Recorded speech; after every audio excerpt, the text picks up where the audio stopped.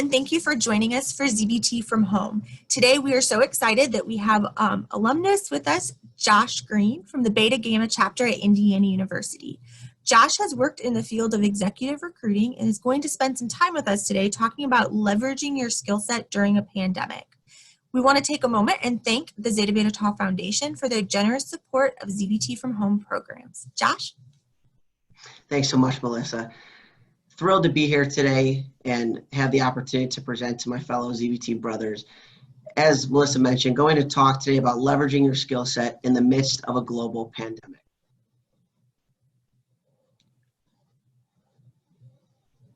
So who am I? Josh Green graduated from Indiana University in 2011, and I was a proud member of the Beta Gamma chapter. I was the former risk manager during my sophomore year there, and as a junior, I served as the Brotherhood Development Director. What do I do today? When I graduated college in 2011, I went on to work for a top 10 retained executive search firm, and I've been in the business ever since. Today, I work for a mid-sized retained firm, and I've now been in the business for 8.5 years total, and I've worked in Chicago since I graduated 9.5 years ago. So where were you when the pandemic hit? On March 13th, 2020, many working adults remember exactly where they were when they started to get the breaking news updates, the constant texts from friends, the frantic calls and emails from loved ones. Things had been getting serious for weeks in the United States with the spread of the COVID-19 virus. But on that Friday, as the president gave his first public address, it was almost as if time stood still. Many working professionals gathered their belongings at work and prepared for the new normal that upcoming week, working remotely. I know I personally came in that Monday, got my laptop set up, and then began to embark on the next 3 months of being a retained executive recruiter from home. There's so much that has unfolded since that mid-March date. For starters, the unemployment rate skyrocketed to 14.7 in April and has only gradually started to fall since. Millions of Americans from every walk of life cannot go a day without either hearing of an old neighbor, a friend from college, or a distant relative who lost their job. The virus has truly tested us all, both personally and professionally. Nevertheless, how about the 18 to 22-year-old demographic? How about you college-age kids who have either lost your part-time job at college, your summer internship, or worse, had the start of your full-time job delayed? One can argue that although you are not expected to pay a mortgage, put food on the table, or take care of your family, you have been hit equally as hard by this global pandemic. You've had to give up your second semester on campus, adjust your learning style, and adapt to a summer you didn't see coming. However, please know you are not alone. There is a country of students going through the same heartache as you, and there is a way to turn this negative into a positive. There is a way to fine-tune your resume, your LinkedIn profile, and your interviewing skills so that when the time comes, you can articulate your experience and you can best sell what happened to you as something that nobody else can speak to. Let me tell you how. I want to talk first by going over your resume, or in other words, called your CV. At this point in your college careers, you most certainly have begun to build one, or at the very least, have started to think about what it will take to make one stand out amongst the competition. It is certainly not easy. In fact, you are already probably up against an incredible amount of similar applicants, and now that number will only continue to increase. However, it is how you tell your story that is going to make your CV stand out.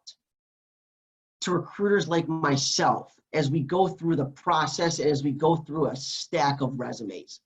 So how do you best articulate your experiences in a succinct yet powerful manner in less than a page? Here, let me tell you. It starts with an extremely robust career summary. The days of lengthy cover letters are fading fast.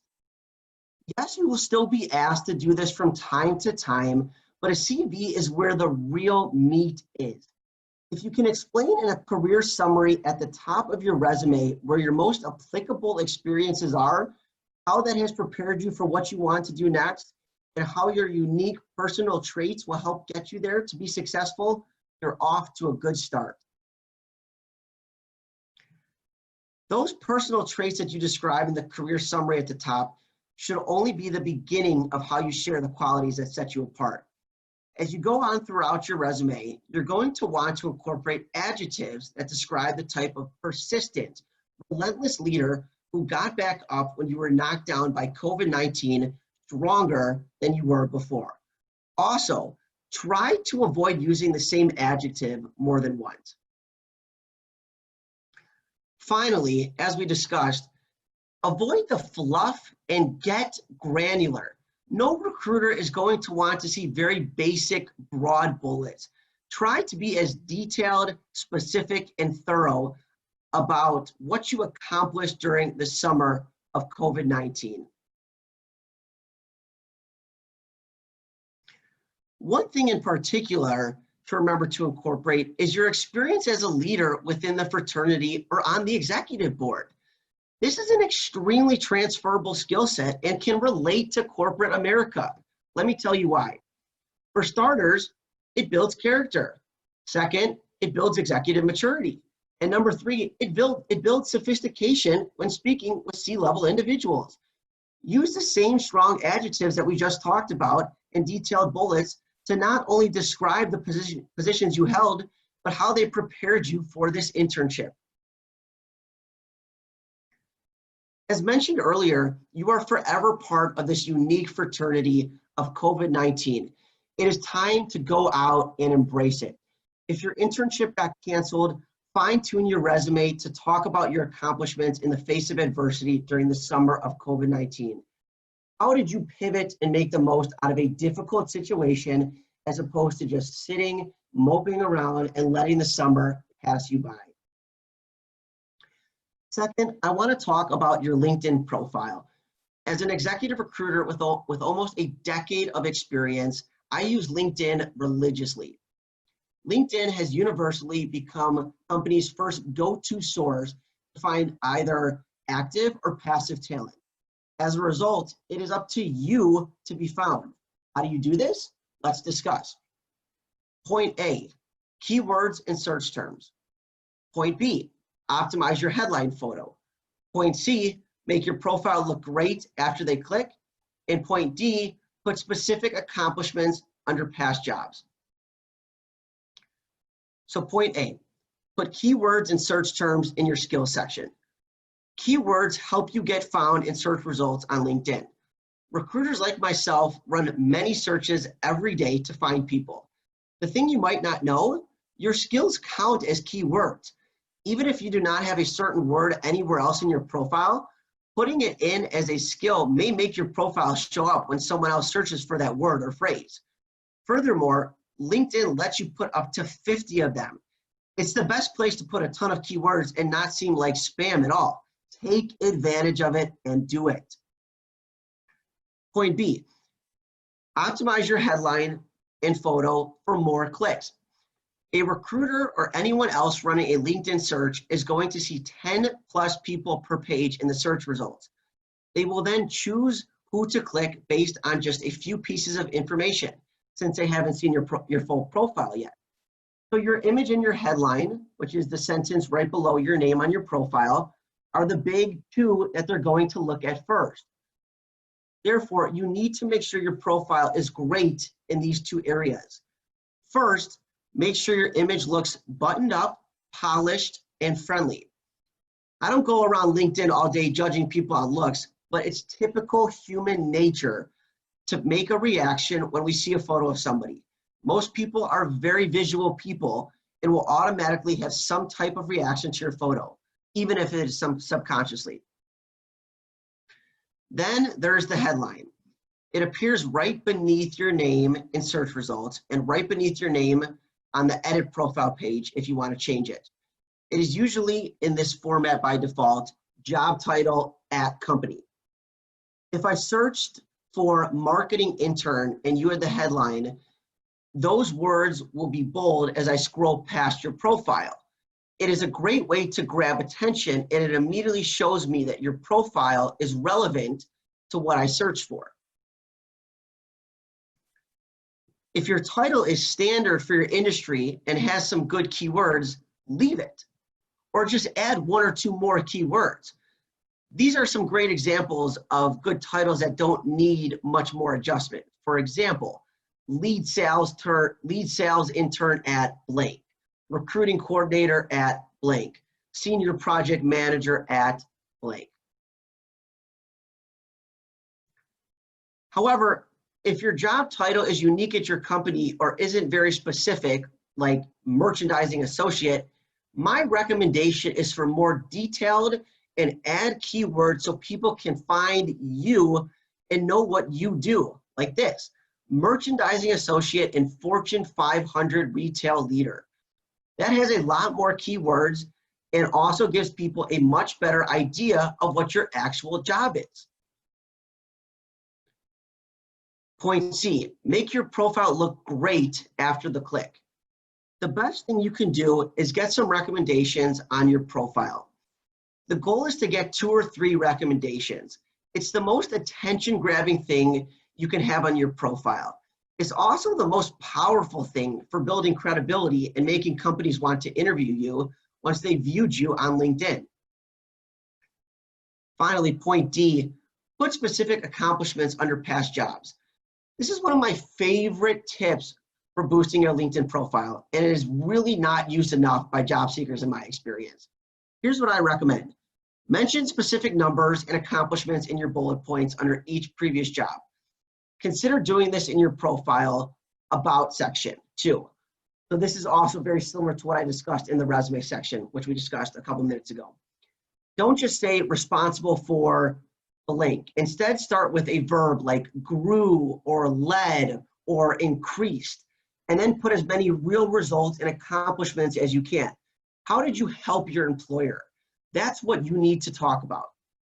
Listing a bunch of responsibilities doesn't say anything about how good you were. So it's not nearly as impressive as listing actual results and numbers. Here's an example of how to put this LinkedIn tip into action when writing bullet points. Increase division revenue by 10% by acquiring 14 new clients throughout 2020. Another example, trained 4 new team members. One more example would be manage 3 separate project teams totaling 10 employees to produce 6 successful client projects per month on average in 2020. Last and definitely not least, I want to talk about how to prepare for that interview when you do get one, which you certainly will sooner rather than later. Whether it's for an internship, your first job, etc., the way to interview for a job as a college student is similar to those interviewing for a job in other professions. For example, stick to the basics you've heard throughout the years and have been taught by your parents and role models. Prepare the night before, arrive on time, dress accordingly, and come off as confident but not arrogant. However, I've learned through my own experience, research, and younger colleagues fresh out of school that interviewing for a job as a college student can also be a little bit different. For starters, you don't have the same level of experience as a seasoned professional. So knowing how to sell yourself, especially as someone who has lived through COVID-19, is going to be critical. A few of the things you are going to want to do. Number 1, be authentic. Be yourself. Be genuine and be honest. The interviewer will know you are a college kid who lived through COVID-19.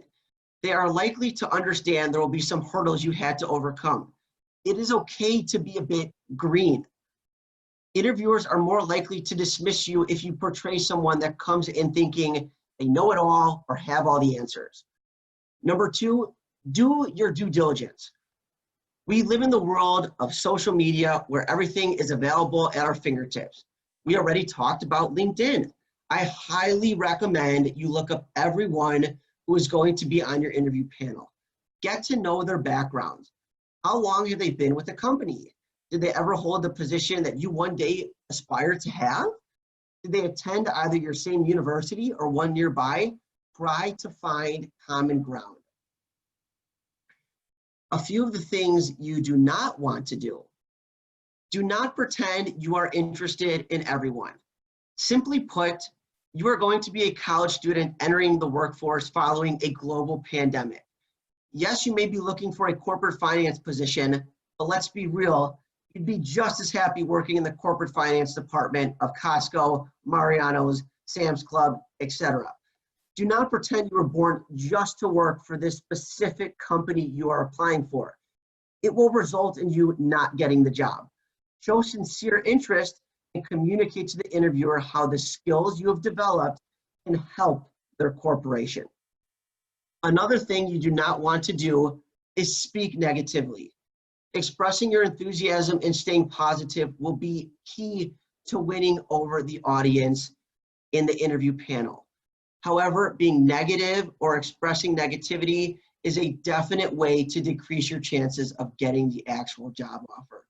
Do not speak negatively about a previous employer, boss, or anybody that you came across in a prior life. Keep the interview focused on you, your qualities, your strengths, and why you are the right person for the job. That is all I have for today's presentation on leveraging your skill set in the midst of a global pandemic. I hope you enjoyed today's talk and found it informative and helpful. The key thing to remember, everybody, is that you are not in this alone, and it is how you act next that will define your career. If you have any further questions, I'm happy to make myself available. Please LinkedIn with me or even email me at jbgreen20@gmail.com. Everyone stay healthy, please take care, and I look forward to talking to you soon.